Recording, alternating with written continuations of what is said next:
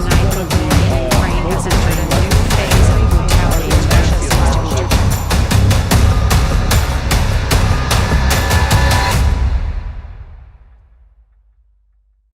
Oke, teman-teman dari Geoeducation, jadi di kesempatan video kali ini saya akan memaparkan pengaruh geopolitik Rusia dan Ukraina terhadap pasar modal.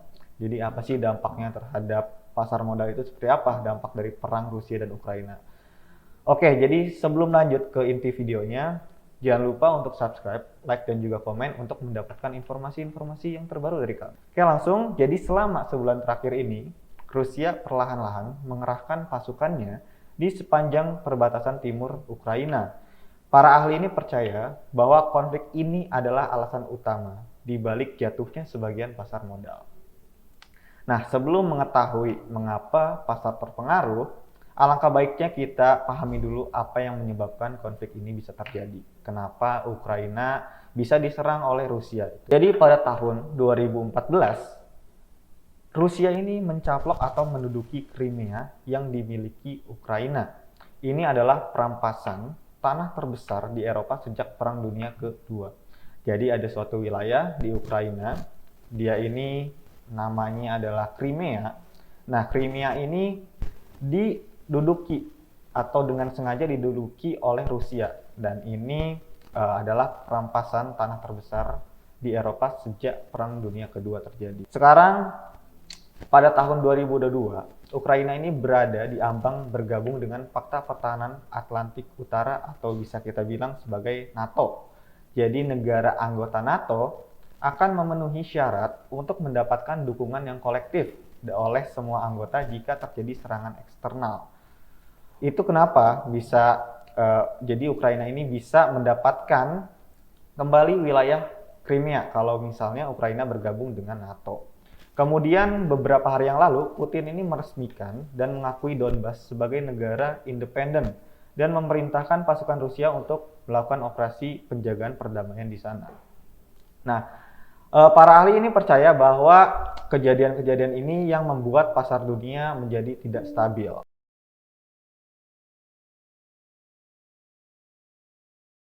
Dampaknya apa sih ke pasar global? Jadi seperti yang kita tahu nih, Rusia adalah pengekspor gas alam dan gandum terbesar di dunia.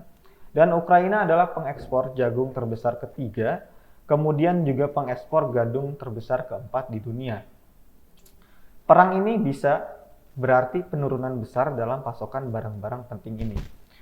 Jadi karena terjadinya perang, maka Rusia maupun Ukraina membatasi ekspor impor di negaranya.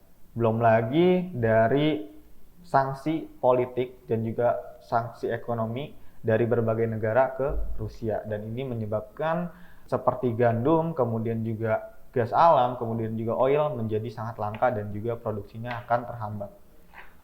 Oke, lanjut. Karena banyak industri ini bergantung pada barang-barang ini, investor mulai menarik uang mereka dari pasar saham. Mereka ini beralih dari ekuitas aset ke yang lebih aman seperti obligasi dan juga emas. Atau beralih dia ke pasar negara yang berkembang seperti di Indonesia. Indonesia ini diuntungkan dengan adanya perang ini karena apa? Dikarenakan Indonesia adalah penghasil komoditas terbesar juga. Dan ini kenapa waktu penutupan minggu kemarin yang lain merah, indeks-indeks Dow Jones merah, indeks-indeks luar merah, namun Indonesia dia indeksnya hijau sendiri. Ini adalah contoh market global performanya selama 1 bulan terakhir ini.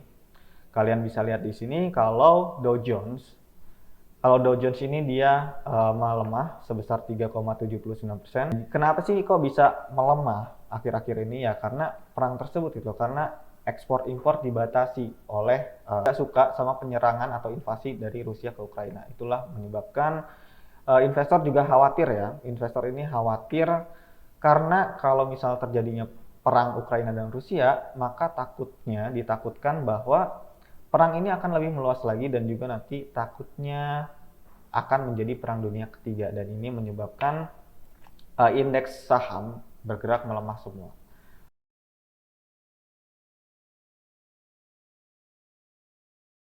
Nah, setelah kita bahas tadi indeks dan juga saham, kita beralih ke komoditas. Harga komoditas energi meningkat imbas dari perang kedua negara tersebut.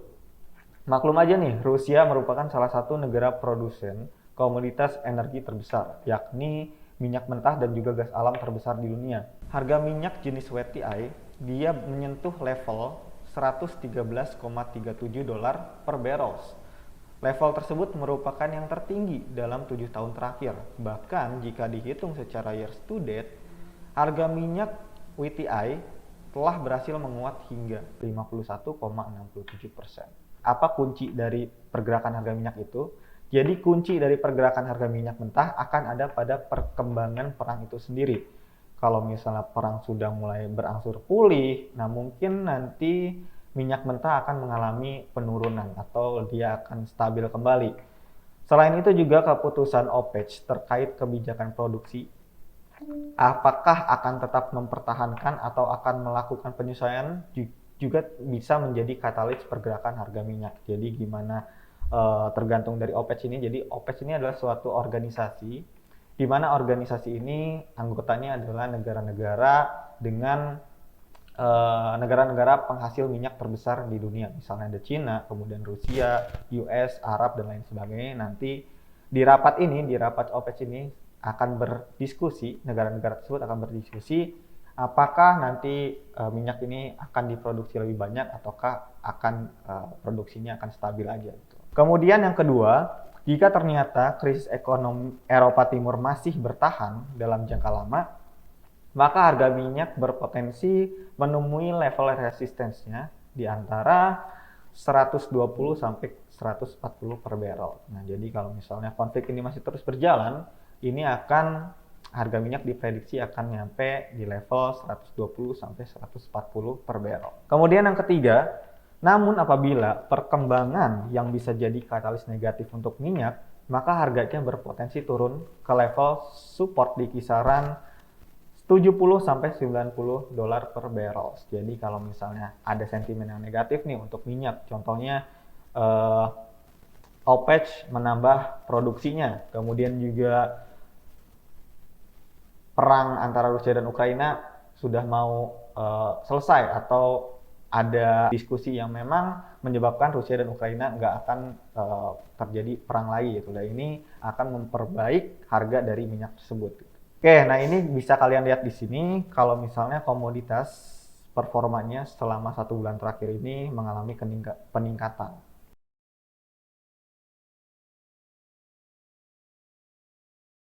Oke, selanjutnya setelah kita tadi bahas komoditas, selanjutnya ada falas.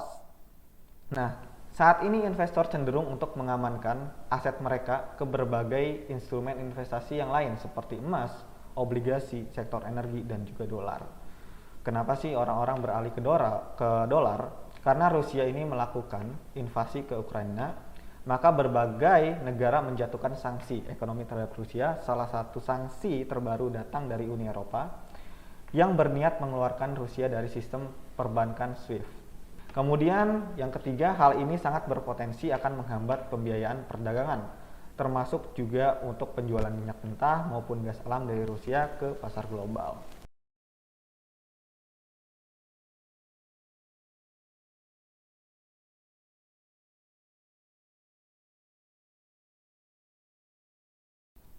Oke, mungkin sampai di sini aja. Semoga teman-teman jadi lebih paham mengenai investasi, kemudian juga jadi lebih paham nih apa yang investasi yang ingin teman-teman ambil di saat kondisi perang seperti ini. Oke, saya Faiz, salam cuan.